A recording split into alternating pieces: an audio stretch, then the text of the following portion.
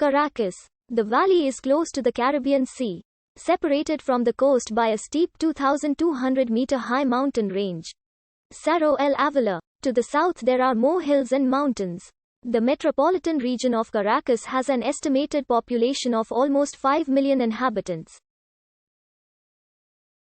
The center of the city is still Cathedral, located near Bolivar Square, though some consider the center to be Plaza Venezuela, located in the Los Caobos area. Businesses in the city include service companies, banks, and malls. Caracas has a largely service-based economy, apart from some industrial activity in its metropolitan area. The Caracas Stock Exchange and Petróleos de Venezuela are headquartered in Caracas. Empresas Polar is the largest company in Venezuela. Caracas is also Venezuela's cultural capital, with many restaurants, theaters, museums, and shopping centers. Caracas has some of the tallest skyscrapers in Latin America, such as the Park Central Towers. The Museum of Contemporary Art of Caracas is one of the most important in South America. Caracas has one of the highest per capita murder rates in the world, with 76 homicides per 100,000 inhabitants. Before the city was founded in 1567, the valley of Caracas was populated by indigenous peoples.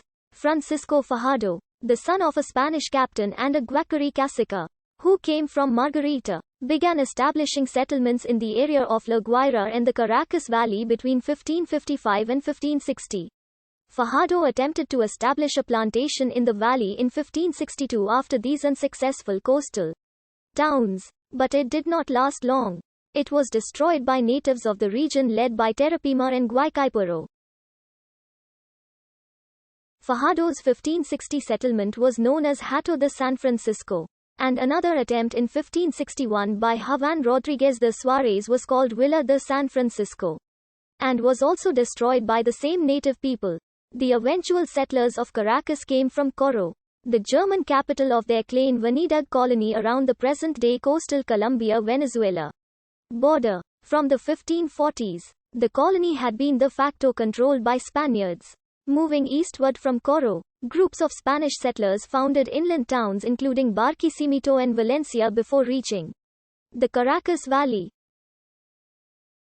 On the 25th of July 1567, Captain Diego de Lucida laid the foundations of the city of Santiago de León de Caracas.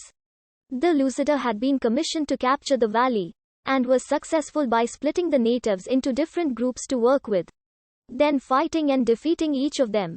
The town was the closest to the coast of these new settlements, and the colonists retained a native workforce, which allowed a trade network to develop between Caracas, the interior, and Margarita. The towns further inland produced ample cotton products and beeswax, and Margarita was a rich source of pearls.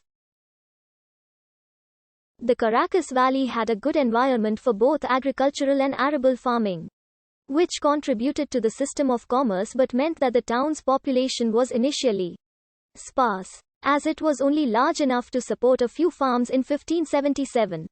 Caracas became the capital of the Spanish Empire's Venezuela province under the province's new governor, Juan de Pimentel. In the 1580s, Caraqueños started selling food to the Spanish soldiers in Cartagena, who often docked in the coastal city when collecting products from the empire in South America. Wheat was growing increasingly expensive in the Iberian Peninsula, and the Spanish profited from buying it from Caracas farmers. This cemented the city in the empire's trade circuit. During the 16th and 17th centuries, the coast of Venezuela was frequently raided by pirates. With the coastal mountains of the Central Range as a barrier, Caracas was relatively immune to such attacks, compared to other Caribbean coastal settlements. But in 1595 the Preston Somers expedition landed and around 200 English privateers, including George Somers and Amyas Preston, crossed the mountains through a little-used pass while the town's defenders were guarding the more frequently used one. Encountering little resistance, the invaders sacked and set fire to the town after a failed ransom negotiation. The city managed to rebuild, using wheat profits and a lot of sacrifice. In the 1620s, farmers in Caracas discovered that cacao beans could be sold first selling them to native people of Mexico and quickly growing across the Caribbean. The city became important in the Viceroyalty of New Spain, as well as moving from largely native slave labor to African slaves, the first of the Spanish colonies to become part of the slave trade. The city was successful and operated on cacao and slave trade until the 1650s, when an Alhora blight, the Mexican Inquisition of many of their Portuguese traders, and increased cacao production in Guayaquil greatly affected the market. This and the destructive 1641 earthquake put the city into decline, and they likely began illegally trading with the Dutch Empire, which Caraqueños le